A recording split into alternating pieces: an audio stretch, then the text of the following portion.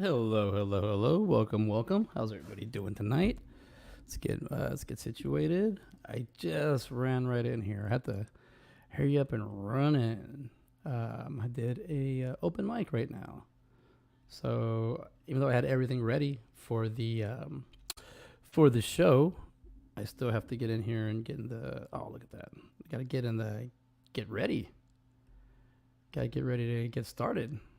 Let's see. All right. Well, hello. Welcome to my Manic Mondays, the movies and mental health show. I'm your host, CJ Robles, and welcome to my interactive vlog.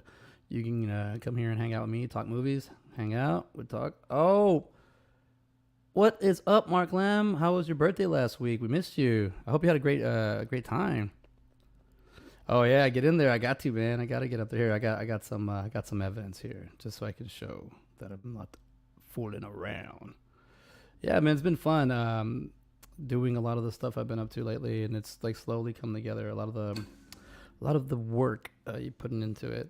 It's kind of funny, like when I do the show later, I get more people. I was trying to do it earlier. Look at me, boom! I got a few laughs. I did nothing special, and it was great. Hey, you know what? As long as you get to enjoy your birthday, man, that's all that matters. I believe birthdays are super important. They, I don't know. I love having I love a good birthday. Not just mine. I like celebrating other people's birthdays.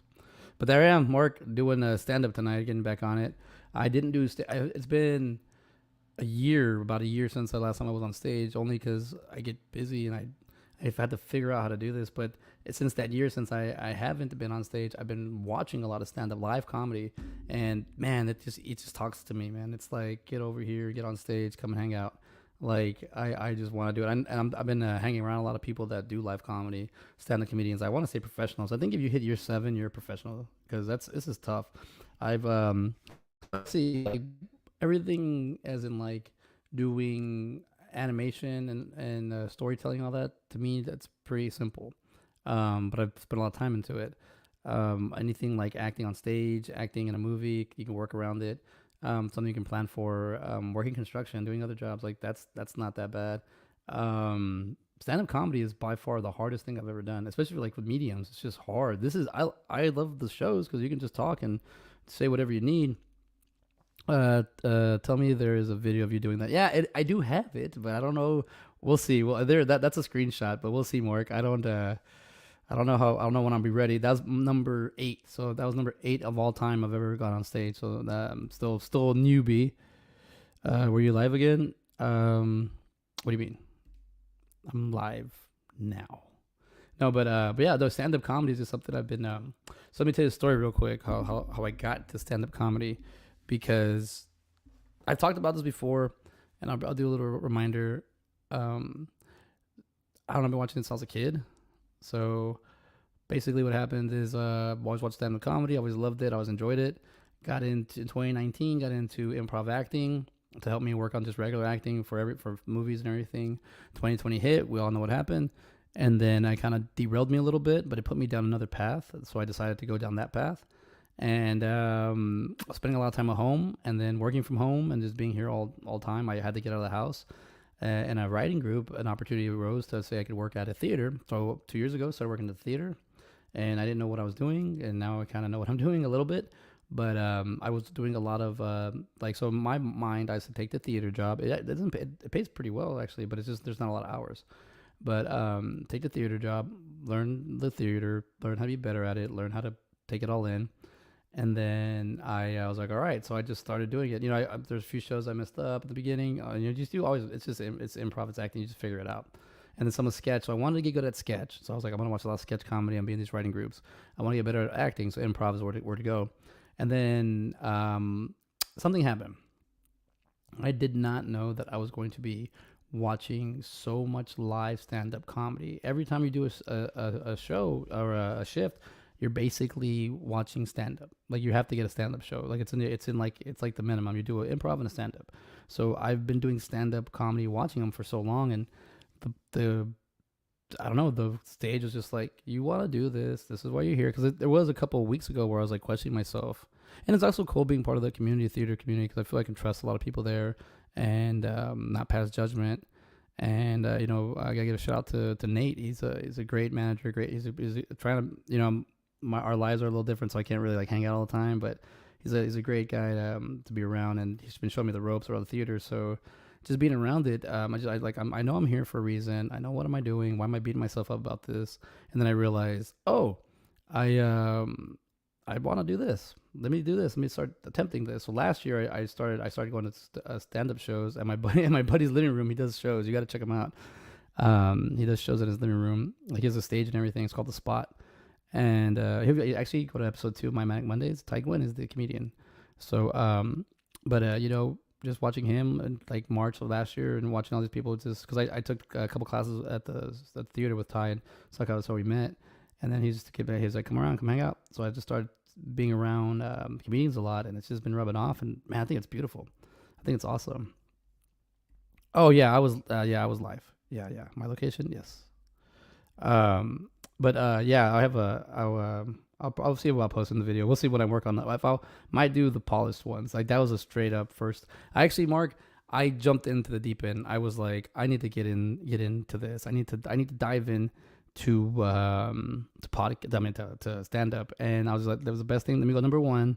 So I tried to do it last week, but I got there too late. So this week I got there early and I went number 1, and it went good. I got a couple laughs. I was liking it, like not to the point where I'm like, oh, I need to do this all the time, but I was like, oh, I want to start doing this just to do like a workout, just to kind of get better at it, just to understand it a little bit better. Because I think honestly, I think where I'm at in my life and things I like to do challenging, I think this is a good one. Like this is not something I'm looking to be famous or do anything or arenas. This is just something I want to learn.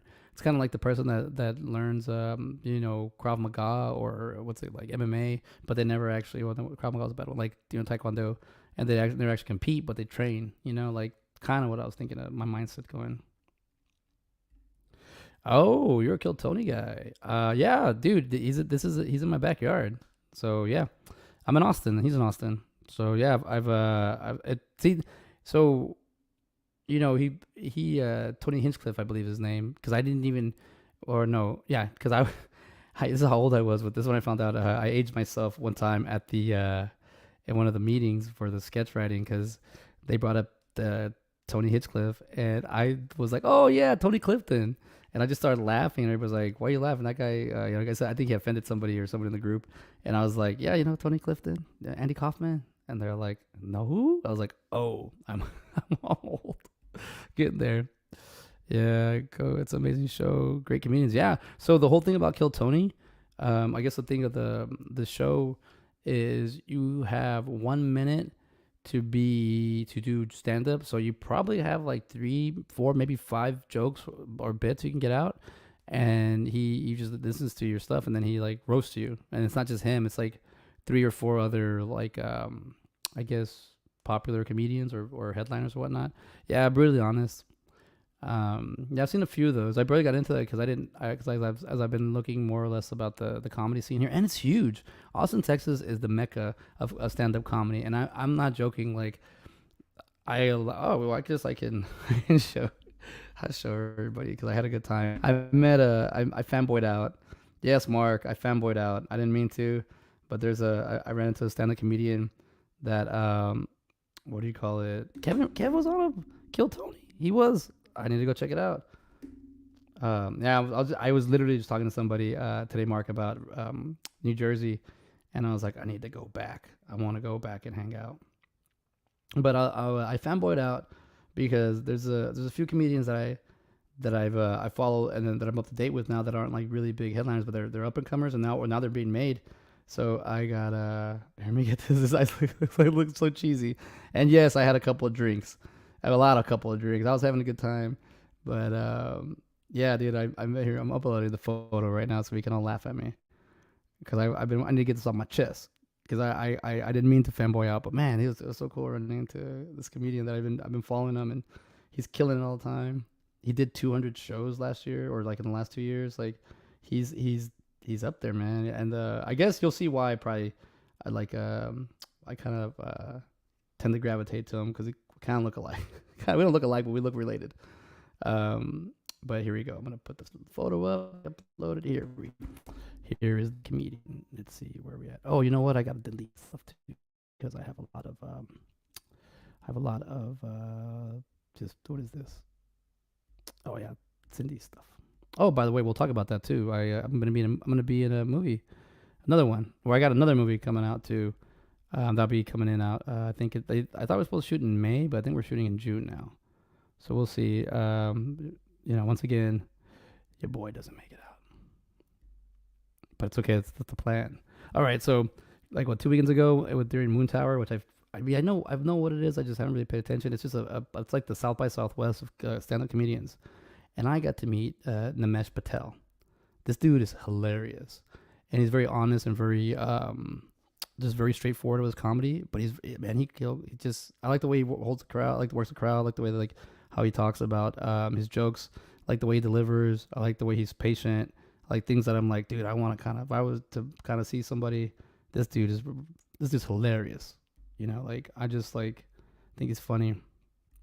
Happens to the best of us, but you would think, Mark, I'm thinking I'm about to hit over the 150 mark. I've met over 150 celebrities and just had small talk and got to know them. But man, did you see my face?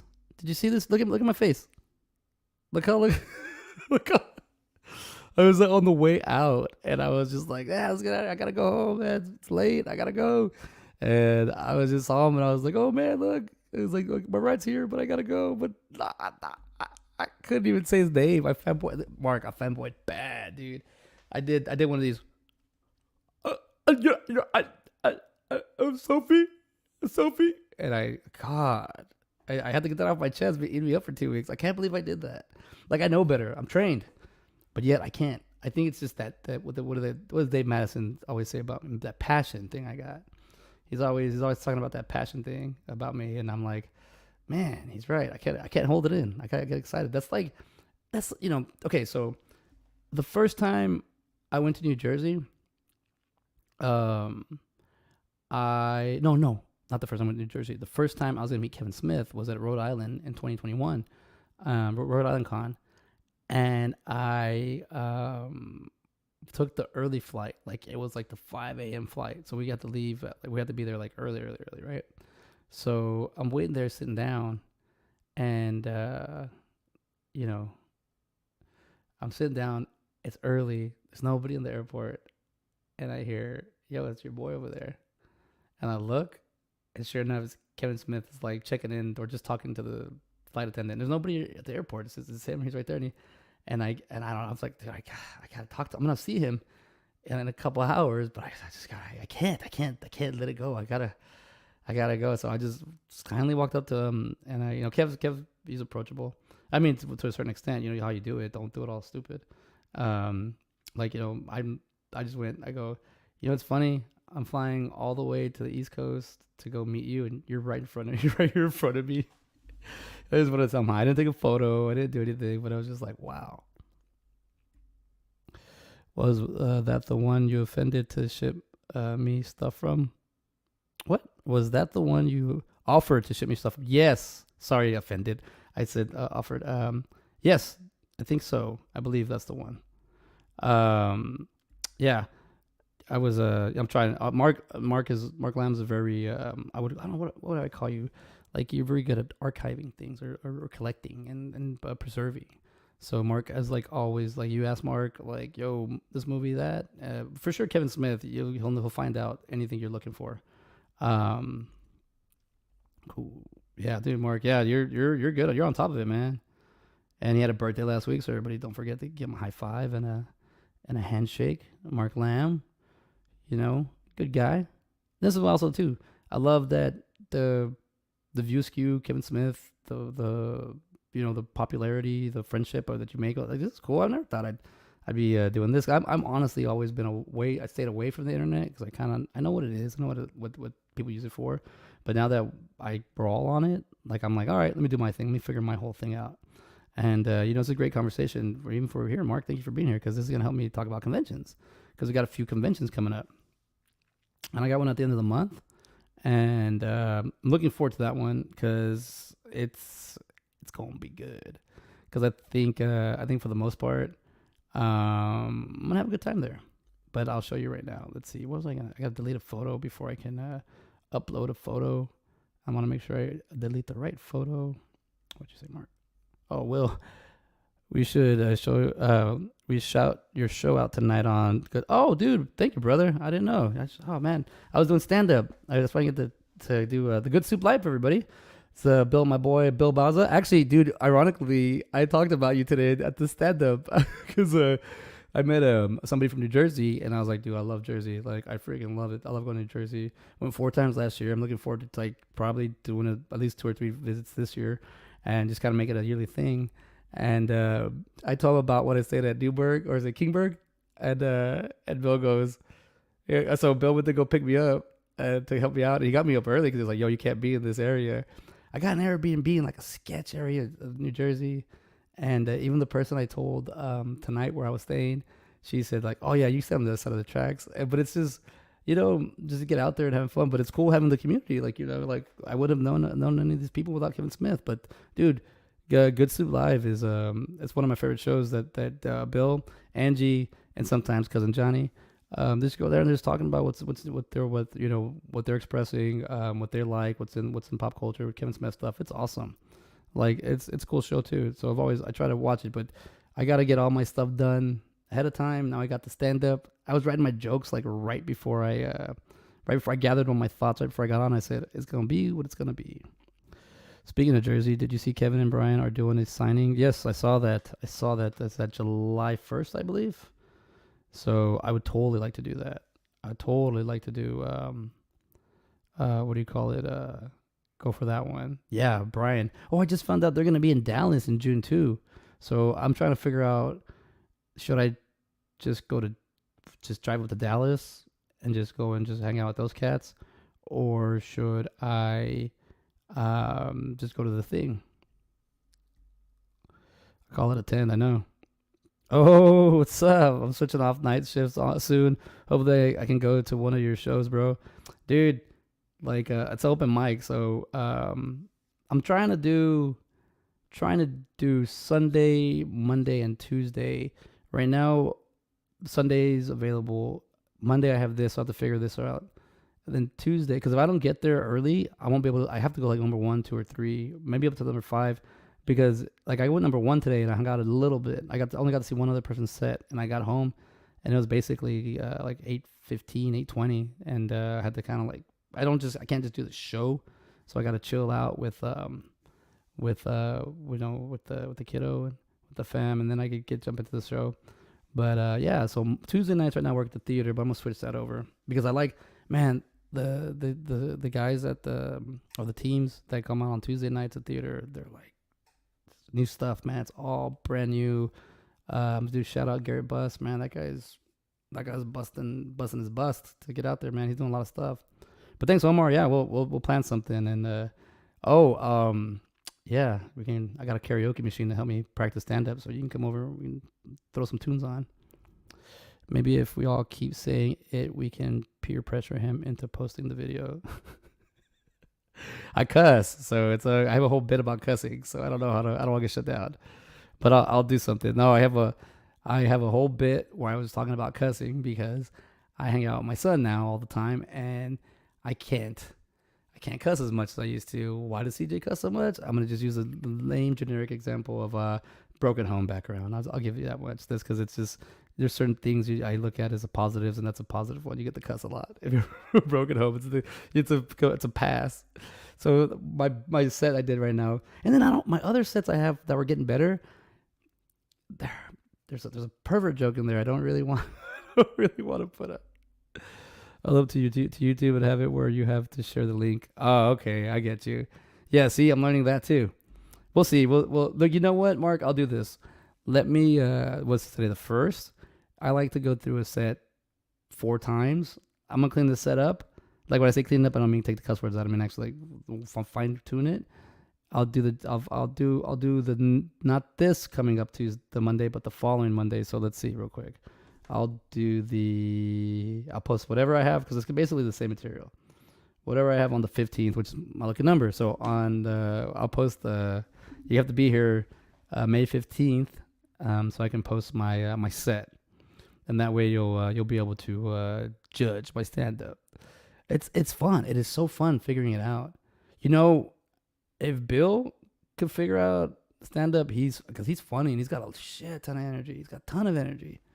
So like he would be, he's got. I would say if he practiced a little stand up, he'd be good at it. Brian, I think Brian O'Halloran should do stand up. He apparently he's done it a few times, but man, he's funny and he's collective. Like he's got good stories. Dude, I've met Brian a few times now, and he's one of my favorite actors, man. The guy's he's a what do you call it? Just a straight up actor. That's what he does, and he also learns other things. So he does like the podcasting. He learns the technical sides of things. Like, you know, pretty savvy guy. Clean that shit. Little Don in some cold water does miracles. Look at you, the comedian in you, Mark. Yeah, I should. You know, and it's also what I've learned over like just watching people do stand up. There's a public speaking aspect to it that I like, and it's very beautiful when somebody shares a moment with people. Like there's some times where I just see somebody out there. Like I guess because I actually listen and I'm paying attention. I guess you see somebody's vulnerability out there and they're really being honest, but they've learned to turn something harsh or hard to them and they turn into a joke. And I was like, that's what I need to do. I need to figure that out. That's like the alchemist in me. Like take the negative, filter it through comedy and keep going. And I think a lot of the stuff I've done in the past to help me like stay where I need to be or do what I need to do has always been just repetition and like basketball. Basketball has always been my my fallback, but now that I'm getting older and I can't really do as much as I want, or I'm not as quick as I used to be. You know, the J's still there, the handles are still there, but you know, time's gonna eventually beat me up, and like everyone else, I will have to retire. Even if I play like at the recreational leagues in my 60s or 70s, I'll still be playing. But I was like, what else can I do? That's something I could like bounce it off, and I see the way the comedies open mics are, and they remind me of pickup basketball, like where put your name on the list, you wait to go up, you kind of talk to each other. You so kind of like the community here is just so strong, it's so thick and so positive and connecting that I want to be part of it. And if it takes me 10 years to be accepted or whatever, I'm gonna do it because I've been in Austin for already 20 years and I'm not going anywhere. So I feel like I want to be more in tune to the things that are around me. So I've always used the example, if I worked like at like on the coast and I worked at there was a dock or a pier, and there was a job that you can do there locally, I do that. So I feel like those stand-up jobs here are, I mean, not jobs, but they're just, I don't know what I'm doing with this. I just know I like it. I'm barely starting on level 1. I just want to keep going. I'm not trying to compete with anybody. I'm not trying to step up to anybody. I'm not trying to take anybody's territory. I just want to have fun. That's all I want to do. And I feel like it's a good workout. I feel like if you are struggling with something and you don't know how to like stop thinking about it, or it's beating you up, you don't know what to do, I'd say write it down and then figure out what it is that's bothering you about that, and then you start tackling on it. So it can be anything. It can even be crunching numbers, but you can do like painting, you can do writing, you can do drawing, you can do acting, you can do even like videos, like doing YouTube videos. I come from this is my snobby in me. I come from a film background, and YouTube videos are cool and all, but I used to make videos in high school. That's why I ended up liking it. But I want to do film. But I don't know. I'm an idiot. So I'm focusing on the wrong things at the wrong time. See, like the negativity. Just do it either way. But I would think like if you're struggling with something, write it down. Like physically, I like to take that thought. I like to process it from my brain. Either because it's gonna go straight to your mouth, and you're gonna shoot it out, and it might just look like diarrhea of the mouth or vomit or whatever. But if you can shut your mouth and focus to take that negativity thought and let it process down from your head to your neck, to your shoulders, down to your elbow, to your wrist, your hand, it'll transfer to that paper, and the paper goes on it's the pen or pencil on that paper, and that's where you leave it. Now, I've once given this advice. I've given this advice a lot. If you have negative thoughts about yourself, or if you're just always very depressed about something, and you don't want to open up to anybody, you don't trust anybody, you don't want anybody to know, write it down in a piece of notebook paper. Write it down on a paper. Just write it down, and everyone's gonna say like, yeah, but then somebody can find that paper. Burn it. When you're done, write all your stresses, everything on that, and burn that paper up. So all that negativity will be gone, and you'll process it. Now, I'm not saying to keep doing it every time. Like I just do it once in a while. I haven't done it in years. But so nowadays, what I do is I don't burn it anymore because I'll write it down, and that's a problem. I go back and look at it, and I look at the date, and I'm like, why have I not done it? If it's been 4 or 5 months, what's going on? What is? Or sometimes I'll be like, oh, I forgot about that. That wasn't really a problem. But if you like write it down and you forget about it, or it helps you out. Let's see. I try it. It's hard just to have the time, be free and do it. Yeah, Mark, you're right. Just do it. Given your issues that you face within the theme of this podcast, what is your biggest hurdle to overcome to actually go on stage? To get on stage. I've said this before. I do not have stage fright. I have an improv background. I've been doing stage theater since high school, so I can be on stage. The thing that I don't want to do, but I've been. So this weekend I went to a comedy show at Ty's house, and I got, you talk to some guys that are well-rounded, that've been doing it 4 or 5 years, they're still in it, and they'll tell you right away, like, don't think like that. You're thinking like, not stupid, but that's a bad thing to think like my issue is I don't want to waste anybody's time. I don't want to just go up there and just be like, oh, I'm funny, look at me, I need attention. That's not what I'm trying to do. I'm literally trying to write jokes and make people laugh if I can, or get a reaction of what I'm trying to find out. I think it's just the fact of making time to write, and that's what I'm trying to do. I'm trying to really put my time into like writing the jokes out. There is a documentary on YouTube for Rodney Dangerfield, and I saw that thing maybe it has to have been 10 years ago, maybe in 2012, 2013, maybe 2014, the latest. But I saw it around that time frame, and that documentary really helped me out a lot because I was like about to be 30. Yeah, I was about to be 30. And I was like, well, what am I doing? I just keep going to school, taking these classes that are in film, but they're not really, what am I doing? What's going on with me? I take these workshops. I practice this, I practice that. And then I saw that Rodney Dangerfield documentary, and I found out that Rodney Dangerfield had to do a pause from 30 to 40 on stand-up comedy because he couldn't, he had to sell siding or aluminum siding to make money to afford for his family.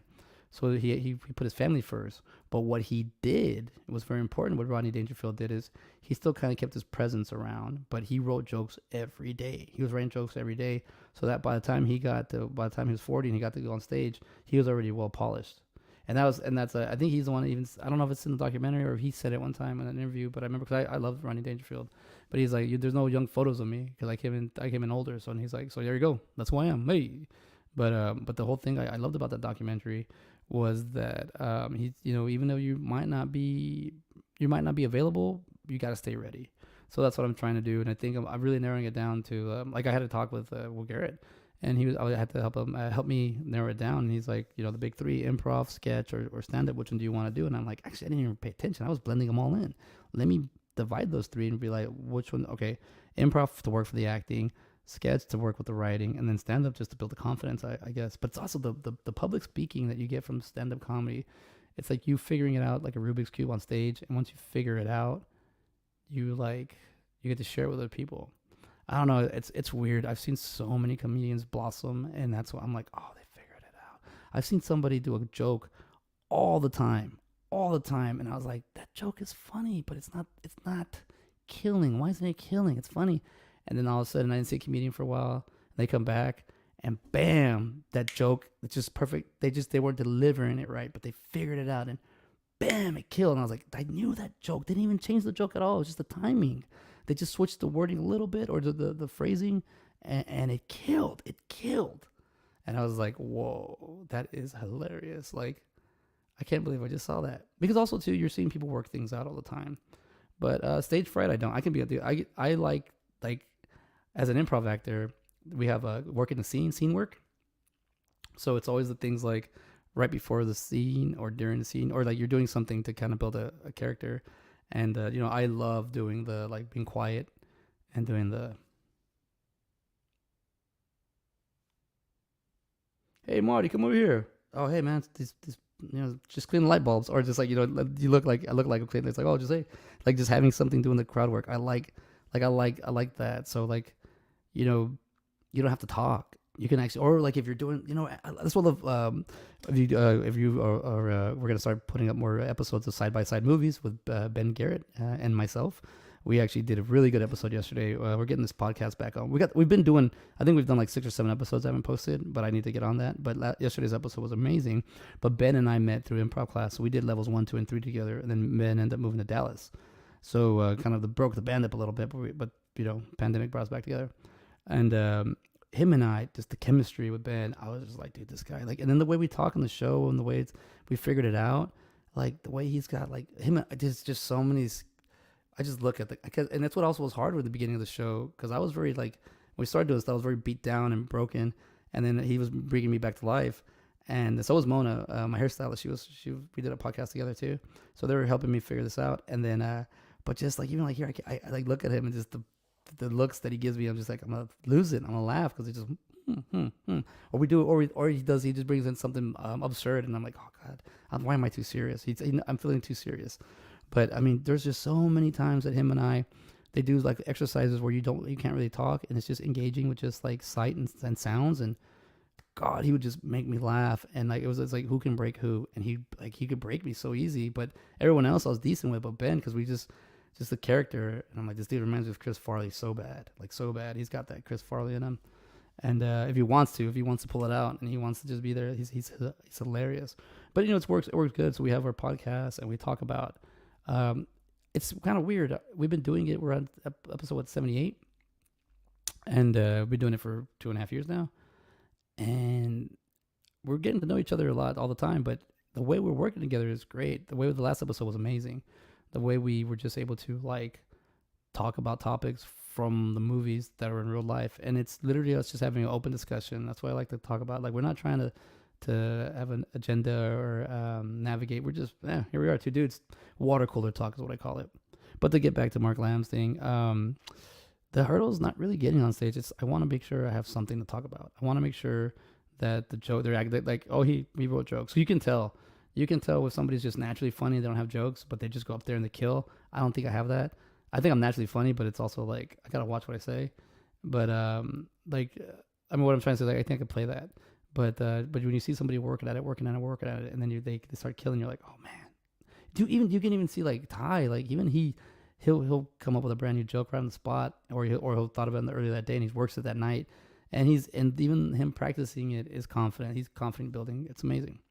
But yeah, I mean, I love challenges, and I like to put myself in holes and see how I get out. And this is a hole that I don't mind working. I don't mind digging. It's also been a peace of mind for me. So I'm gonna try to do the next 3 or 4 months and try to do this at least one stand up a week, because it'll pass you by before you know it. It's 2-3 months. I mean, we're already looking at May 1st. It's already 5 months, which shows me I've been doing my home renovations for 4 months, because they're started in February. But I'm in my son's room, and it's basically done. Just the crown molding and his bed is assembled. It just needs to be finished. It needs he's got a cool bed, so let's just leave it at that. He's got a really cool bed. But yeah, let's see what you got here, Mark. Follow-up, what was one surprising outcome that affected you in a more positive way than you anticipated? Are you talking about like stand-up, a surprising outcome? I mean, this is what I said. If this is what I think that the question is, my very first time I went up, I had a horrible experience. So we're not going to talk about that first time. But when I came back, because that was in 2013. But when I came back last year and I started doing it, I just told myself because I started hanging out with comedians, and they're like, come hang out. You got to go to this location. This is where we start. And, whatever. You got to work it out. And then now more and more places are open up in Austin. I'm seeing the Facebook news, and it's just like this place open here, or somebody sharing this. I'm like, oh crap, comedy's here, man. Comedy's staying. Comedy is like the new, what do you call it? 6th Street for me here. Yeah, stand up or even podcasting as you do. Okay. Follow up with a surprise outcome. Oh, well, dude, honestly, the thing I like about stand up was I wrote the first time I went up, or the second time I went up, first time here in Austin, I wrote 10 jokes. I was like, this is what I think jokes are. And the way I got to figure it out is I got to post these videos. I got a lot of videos. I have at least 21 videos I need to post with a celebrity or a comedian, interview style stuff. I got a lot, maybe more, but I picked stuff up over the years. But I reached out to some comedians on Cameo. I reached out to like 7 of them. 3 of them got back to me, and I actually they gave me advice. So it wasn't until after I got that a year ago, but it wasn't until I started writing more jokes that I started realizing, oh, this is how you figure it out. But I wrote 10 jokes, and I said I'm just gonna tell the jokes, and if I get one laugh, I'll come back. If I get 0 laughs, I think I shouldn't be doing this, or maybe figure out another way. So I wrote 10 jokes, 1 through 10, went through them all, got to number 7. I got a ha. And I told myself, damn, I was going to try to burn through 7, 8, 9, 10, just get off stage. But I got the ha, and then I didn't get a joke. I didn't get a laugh after 8 or 9 or 10. Tonight I got 4 or 5 laughs. So I'm like, okay, I'm understanding a little bit better. So figuring out how to talk, because the thing I love about it, it's public speaking, man. And people can see you and you can lie and manipulate whatever you want, but it's you creating that. But if you're also like, that's one thing I love about these shows. This is who I am. I'm not trying to lie or tell anybody or exaggerate. This is who I am. So in case in the future I see internet being the main thing, and mental health is something I've worked on since I was 26. So yeah, that's why I told myself, somebody that was my age of 26 started doing stand-up comedy, now will have 13 years in it. But that's stand-up comedy. I have 13 years of work in progress with like mental health and exercises and ways to help myself out. When I started doing this show, it was more of like, well, the Indie Escape was like, hey, that's what do you want to do? And we had a meeting, and Scott Meany was, I told him I have My Manic Movies, a store I'm working on. I still got to get that out. But then he talked about, I said, I have My Manic Mondayz, and it's a mental health show. And Scott Meany was like the one, and he's an artist, and I respect him. So he was like, you should focus on that. So after 2 conversations with him about it, he really helped me out and how to get started. So that's why and that's what I didn't expect. I honestly didn't expect anybody helping me, because all the years I've been in Austin, because film has always been like secondhand nature here. Now it's starting to get, because there's people moving here, there's money here, it's starting to get a little bit of love, or just starting to get whatever attention. But a lot of people don't want to help me back then. A lot of people don't want to, even though I volunteer or want to help people out, like no one will help you out. And I just realized, I was like, damn. I wasn't really aware of the communities, like the filmmaking community or stuff like that, because I wasn't really hanging out. But now that I do stuff like the conventions and I hang out, like I'm working on The Power Within, my comic book, my Jason David Frank comic book, and I'm looking forward to it because I have a convention at the end of the month. I want it to be as far as, I wrote the story already. I just need to get the illustrations. There you go. There's something. My illustrations suck, but I have to get it done, because if I don't get it done, the book will never get made. So it's on me. But it's something that I need to do. But these are little deadlines I'm figuring out. Get going, do this. But with the show Side by Side, I didn't see that coming at all, because it literally was me posting. I watch a lot of, when I get the, you'll see you can through my social media, you can kind of, I don't know, I don't want to say this because this is not really accurate, but you can kind of tell when I'm feeling down if I post that I've watched 3 movies in a row. And it's kind of like, my son could be at his grandma's for the day or for the weekend, and I have time to hang out. I'll watch like 3 or 4 movies, catch up. I technically watched 4 movies in the last 3 days, because Side by Side, and then I already started watching I already watched one of the movies for this week's episode. We're doing 65. Already watched it. We'll talk about it on the show on Sunday, so we'll see. And we're doing Dungeons and Dragons. And last week we did, I was like I like these 2 movies. Like, I was surprised by these movies. The Greatest Beer Run Ever and Tetris, which Tetris totally hits that gamer geek in me. God, it was so good. But The Greatest Beer Run Ever, it hit the, just the community, the commodity, the love of somebody, the ignorant love that someone has for, for people. And Zac Efron does a great job. I got to tip my hat to him.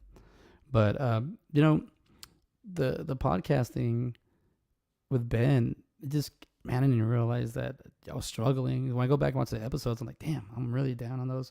But it's because I was in the same position that everyone else was in. We did rewatch right now with Mona, and we watched Bo Burnham, the comedian.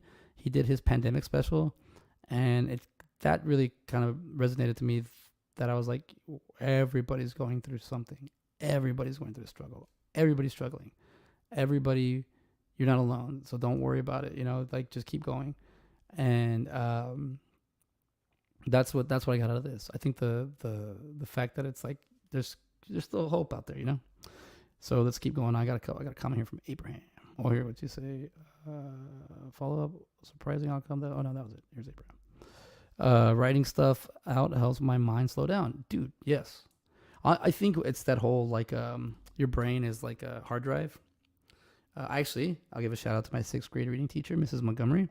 She actually taught me something, and I ended up reaching out to her a couple years ago. I think during 2020, because she taught me something, and I taught my son that, and it's kind of cool. So we have like, I guess her generation, my generation, and my son's generation of knowledge passed down. Because I think she made it up herself, and then I've never heard anybody else say this. And I've had a lot of teachers and professors, but she said, I'm in sixth grade, and I remember this. Because I remember I was struggling to read, understand things. You know, everyone's speaking Spanish in my house, and I got to come learn English.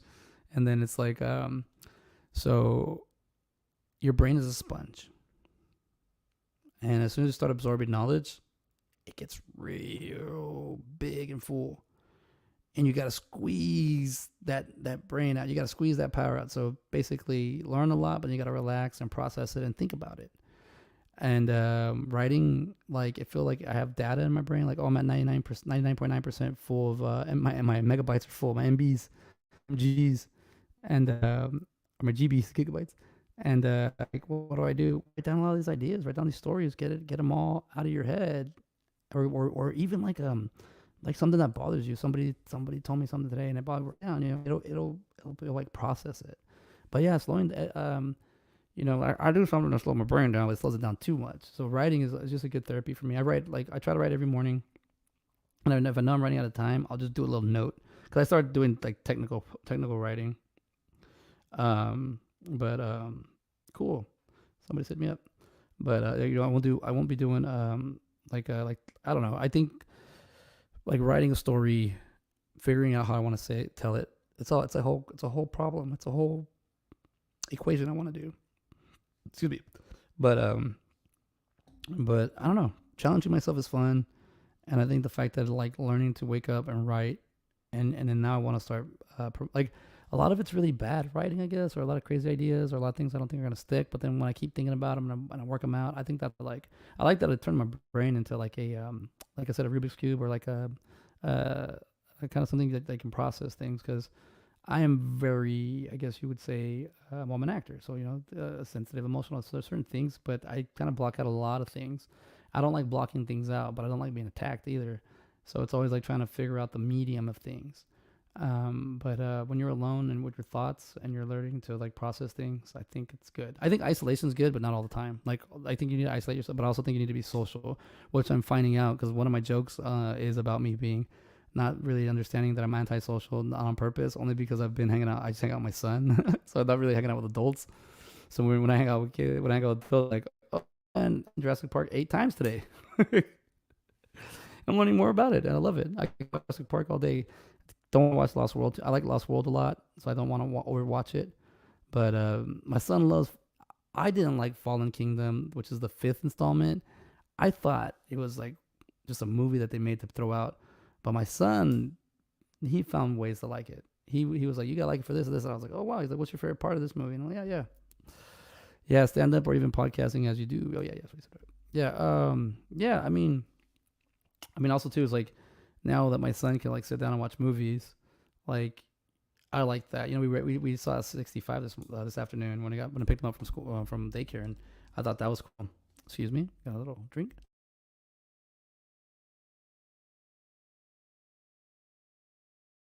Yeah. Oh yeah, Gatorade's good if you're working out. I guess you can burn off those electrolytes. Look at that, we're already at 44 minutes, and I haven't even got to talk to. I didn't really have any topics, but I have a few, because today is the comic convention conversation, so I got Texas Frightmare right there. I'll be heading out to Dallas at the end of the month, and there's quite a few people that I'm looking forward to seeing, but I'm going with some friends this time. I'm looking forward to like some. So this is what my my fourth time I'm going to Texas Frightmare. I'm going with people that are like they're already in the teens, like the 15, 16, 17. So this will be kind of fun hanging out with the crew, and then I don't know, just. I'm thinking this time I'm just gonna go, and I mean I got to meet Monster Squad last year. Freaking loved it. That was one of my favorite little side quests or journeys, like getting to watch Monster Squad, getting to meet people. And that's why I said, like, when I fanboy out, I think at the point now it's like I don't really fanboy out anymore. As like, or like if I meet somebody once, I might fanboy out. Second time, I don't. It's just that first. But I guess what happened is I'm holding it in, and then all of a sudden all my fanboy juice is like, yeah, let's do it. But yeah, I gotta say, so we got that. I just found out that the Clerks crew is gonna be in June 9th, gonna be in Dallas. So I might just go over there to see them. But then they got a good lineup. Check it out. Let's talk about that real quick. They got a good lineup. I might have to just might have to figure this out because I don't know if I can be in Dallas 2 weekends back to back. But the crew's gonna be here. I want to hang out with the crew. My people are gonna be in town, but I'm gonna see him. I'm trying to go see him in August. Yeah, June 9th. Here we go. Let's go through this together because let's geek out a little bit. If Mark is still there, let's see how this works. So Dallas Fan Expo, June 9th through the 11th. So I could actually technically go on the Saturday afternoon and leave because I work from 5 to like 11, 5 to noon on Saturday mornings, 5 a.m. So I could leave around noon and get there by 3 and then hang out till 7. It's going to be rough, but I could then just hang out and go the next day. So here we go. 4 to 9, 10 to 7, and 10 to 5. Sundays are kind of more of the chill nights. Saturdays, I think Saturdays and Fridays are like the cool nights. But let's see who the guests are going to be. Celebrities. Look at that. Already Chevy Chase. He's probably like $200. I already met Zach Levi. Oh, Rosario Dawson. I see. That's the main. I saw her, and I was like, that's the main one. I gotta go see. And then you go down a little bit like Christina Ricci, but I think they might actually be in Austin. I'm not too like they got man. I already met Danny Trejo, but wouldn't mind meeting him again. And there they are, the crew. Trevor Furman, Brian Holloran, Jeff Anderson, Jay Muse, and the man himself, Kevin Smith. But I mean, this is like a cool look. Peter Weller. I would like to see him. And then we got I gotta meet. So I'm trying to do the Office crew, so I haven't met Creed or Oscar. So I need to get there. I have a Sean Gunn. I have met Sean Gunn before. He's actually technically my first photo because I didn't know what I was doing. So he was like, hey, come over here, let's talk. And I was like, hey, take a photo. I didn't know I could talk to them. I didn't know you could talk to celebrities when you do this. I just thought you take a photo, and that was it. Hey, Christy Brinkley is gonna be there. Supermodel. Punisher will be there. But I didn't know that. Let's see how much Rosario. She's gonna be like $240. Let's see. She's expensive. Yeah, look at that. She's about $260 if you want a photo, and this is expensive. Like I don't have money for this. So it's like this. This is the thing about. Okay, so let's talk real quick. This Chevy Chase is gonna be like $500. Let's see. No, he's not that bad. Photo booth price $150. Table photos. You can do a selfie for $120. Yeah, he's $240. Yeah, so I mean, these big names. Like, this is the only time you ever get to see him. I'm pretty sure he's not gonna be that much. Probably $100. Ah, look at that. Oh, Star Wars. Forget they bumped up those guys a lot. Photo $185. So if you want to meet Hayden Christensen, it is $315. Dang, for the whole thing. That's pricey. And he doesn't do. It looks like he doesn't do. He only so. Then there's the thing, like this is why I love the horror conventions, because you can still meet high quality and quality celebs, and you get to spend more time with them, and they're not even close to this price. Charlie Cox and Vincent D'Onofrio. I mean, Kev's prices have gone down. He's probably 100 and 100. Watch, but this is at Dallas. Yeah, 70, 80. See, even he's gone down. And but this is the expo. Like Jeff and Brian, they'll do the most. They'll say, I want the bottom. Like Scott Schiaffo the same way. Like, I want the bottom. Like, I don't want to charge my fans. So I'm pretty sure the cheapest you can get is like $50, maybe 45 to see Jeff. See, prices subject to change. Yeah, they're gonna have it the cheap. I love these guys, man. They're like, they don't. Yeah, see, they're not gonna. See how you have Kev's price, probably Jay's price, his price there. Let's see. No, Jay's the same way. Yeah, so you can, because I think Kev's only there for one day. Same thing with Trevor. Yeah, see, it's gonna be like, and I'm assuming, I don't know.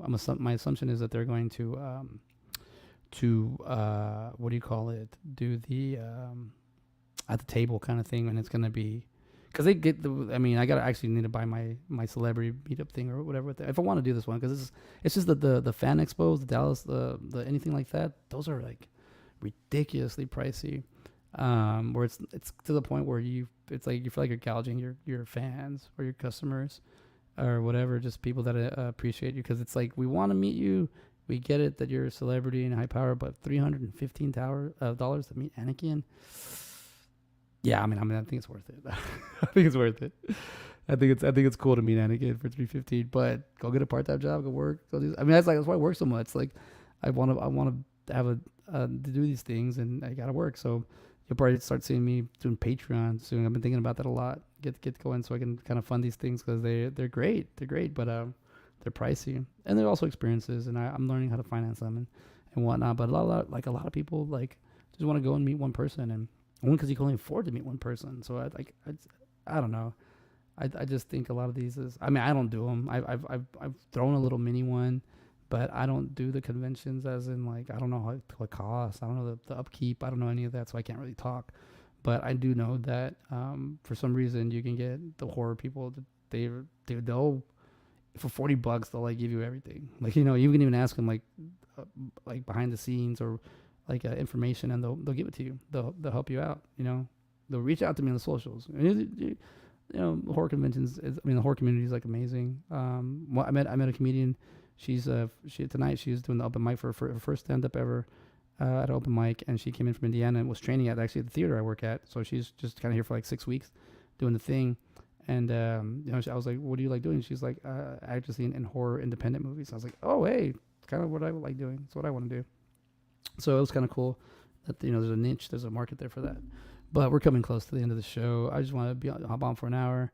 I do got to do a few little shout outs here. We got some announcements, but let's do the quote, and then we're gonna go to the secret sauce I got to give you at the end. So the quote was, "No matter how old you are, if a little kid hands you a toy phone, you answer it."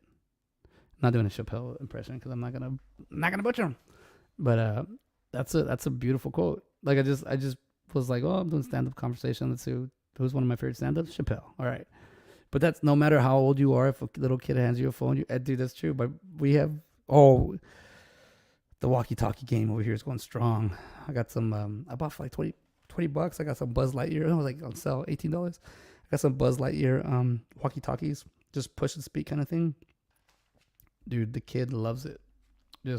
So we're talking on the phone, where it gives you imagination. I think it's key. There's something about getting older and not losing that sense of imagination. I think is very important, and I think it needs to be instilled to anyone who wants to learn at a young age. And my son shows an interest in a lot of this stuff, so I'm giving him whatever he wants to do, wants to attempt, wants to hang out. But yeah, like for the most part, if he's doing it, he's thinking it, we're doing. Oh, sorry, let me say this.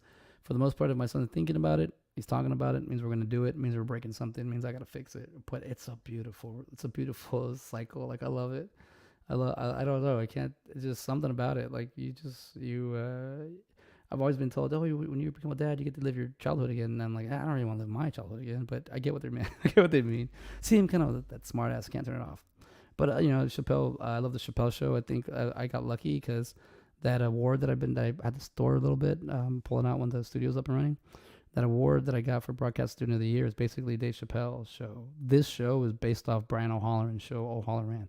I'm basically just mimicking them because I enjoy what they do, and I didn't realize that mimicry is like flattering to some people because you're able to show them that I can understand.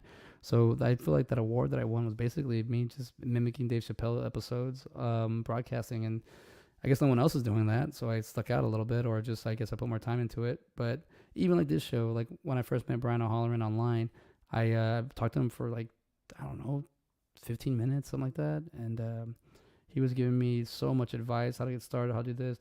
I was like, I did not even know like where to begin, and he just kind of cleaned it up for me. So I'm always grateful to Brian. I met him twice online. I met him like 3 or 4 times at the conventions. Try to leave him alone. He's always busy. He's a very popular guy at the conventions. But I just try to have fun and try to figure all this out. But the stand-up, boom, I gotta have evidence. I gotta have proof evidence. They ask me, "Oh, you record your sets?" I go, "Well, yeah, I don't want anybody steal my material. No, it's just so I can show you that I did it, so I can't say that I wasn't in it." So okay, 2 weeks ago I had Cindy Sanabria from the Bronx, but she does movies. She's a filmmaker. She has an IndieGoGo campaign. I attached it in the comments. It's called Merciless Christmas. Your boy here has a part. So I'm gonna be in the movie. So go on there and go support us. I don't know how this works. I'm gonna figure this out. She's giving me opportunity to expand my acting, and she gave me the audition. So I casted me. So yeah, we still got about a week left, or I don't know. I think she extended it Merciless Christmas. And yeah, so we got the IndieGoGo going on there. So you're gonna see me posting a lot about it because I'm helping out. I'm being part of this event, this whole movie thing. So it's gonna be great. So I don't think I'd get killed in this one. And if you need to read if you want to read a good book, I suggest, and you're a filmmaker or you would like conventions, if Chin's Gonna Kill, Confessions of a B movie actor, this is such a great book to read. But also listen to the audio. I listen to the audio tape second, and it's just so much better in his voice than mine. He does Bruce Campbell he really helped me out as an understanding. Even like, because my first online interview was him, so I got to post a lot of these videos, but was him. But he really showed me the ropes right away. Just, you got to go in there, ask your questions, boom, boom, boom, figure it out.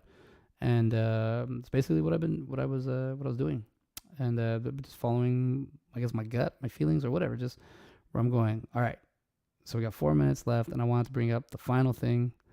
Little shout out here. Where we at? Okay. So we know that we were last, the space station was last here. So it's always started. Then we went here, boom.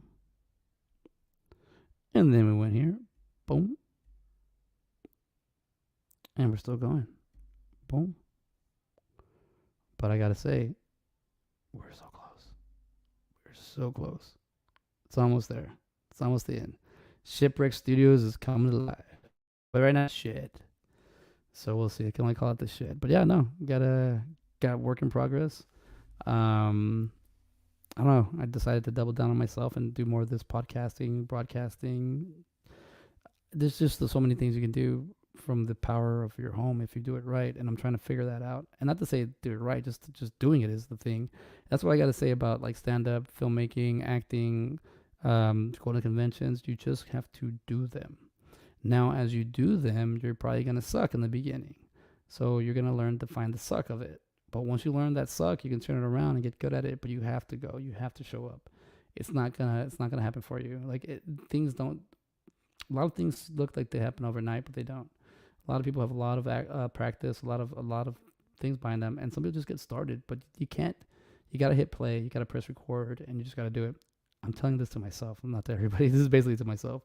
But you guys got to find a way. And cool thing about the future is it's kind of rewarding on now. It's more about quality of what you're producing, not really the visualization of it. It doesn't have to be like top-notch $20 million video. It just has to be out there.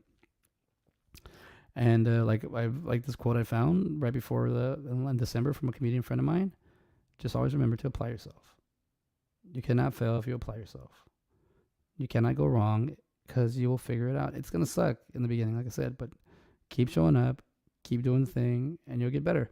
This is coming from a guy that's only been on stand-up, that has done stand-up 8 times, but I have one of these, so I feel good about myself. And the Clerks 3 shirt just seals the deal for me on this show. Talking about, but also, like, I've been working on this thing. I picked it up, and I put it back down, and I didn't want to pick it up for a minute. And now I'm picking it back up again because I needed to move on. I want to show my progress. I want to show where I'm at on this. And it's just happening with time. That's all it does. But yeah, I will be signing off in a minute. That's, when I like that, just answer the phone. It's okay to answer the phone. Play pretend is always fun. Like Kevin Smith always says, play pretend. And you'll have a good time. There you go. Boom. View scoop. Look at that. I took it to Scott. The same weekend I met him. And then here I got this photo. I always have this up here because that was my first meeting with them. And kind of, don't want to say it altered or anything, but it kind of gave me more of a understanding of what I need to do. Because I know, like I said, you already have the background, so all you got to do is go forward. Oh yeah, and I signed up for basketball again, so I made that graphic design for the league. Yeah, so I'll be posting my basketball videos from last season up, and I got the new ones coming up. But all right, hit an hour. Thank you for everybody for hanging out. Thank you, Mark. Thank you, Abraham. Thank you, Omar. Just coming to thank for hanging out with me. Let's see, anybody questions? Anybody else I miss? Oh yeah, Bill. But thank you everybody for hanging out. I will see you guys next week. Probably post some videos in between that. Remember, May 15th, Mark, I will let everyone see my stand-up set. The same one I worked on tonight, I'll work on it for the next 2 weeks. And then on May 15th, we'll start the show off with that, and then we'll go from there. All right? So everybody, y'all take care. You have a good night, and I'll see you next week. Peace.